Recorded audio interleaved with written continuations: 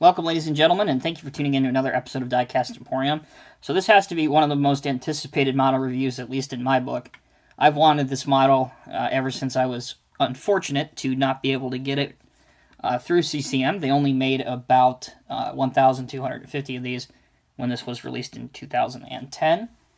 But before I get into the model review of this great machine, let's get just a few information about the real machine that was one of CAT's, obviously, best-selling models. So the 245 was introduced in 1974. It was powered by the 6-cylinder turbocharged 3406 engine that produced 325 brake horsepower.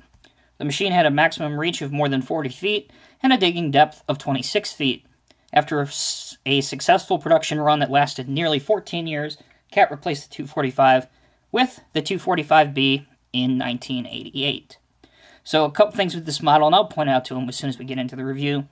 But it's sporting the wider flotation tracks, and these are ideal for working on soft soil or soft ground. And one of the coolest features about this model, especially from the time period it was made, is that you can open the engine compartment at the rear of this machine. So with that out of the way, let's get into the review. Now, the first thing I want to show you is the tracks.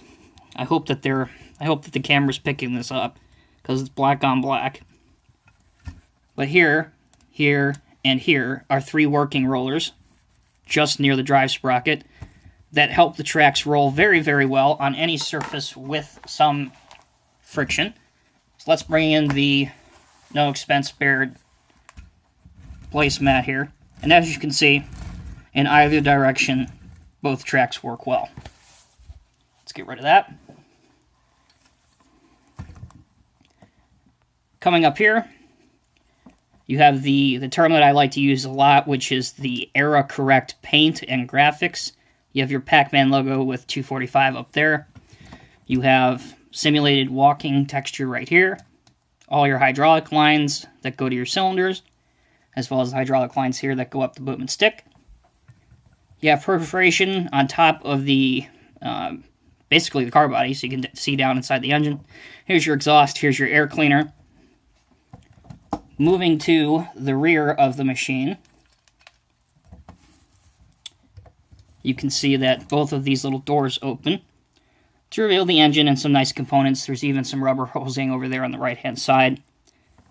And also, which was pretty atypical of Caterpillar from the time period, you have this rounded-off counterweight, which CCM nailed. It looks perfect. So this is a good model if you have like a Caterpillar service truck or you want to set up a little mini diorama with guys working on it. This is a good model to do that. Close the doors up. We'll move to the operator side.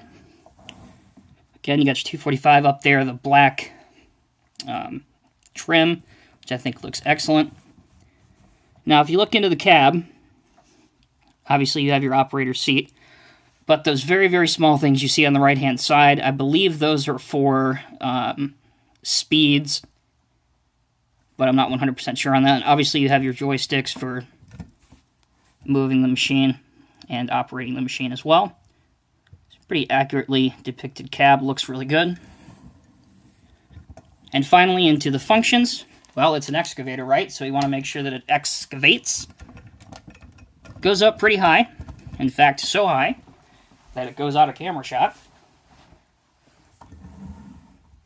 There we go. It's still out of camera shot, but it goes up very, very high. So that means that it can dig pretty deep as well. That's pretty respectable, to be honest with you guys, for a big, bulky, heavy model like this.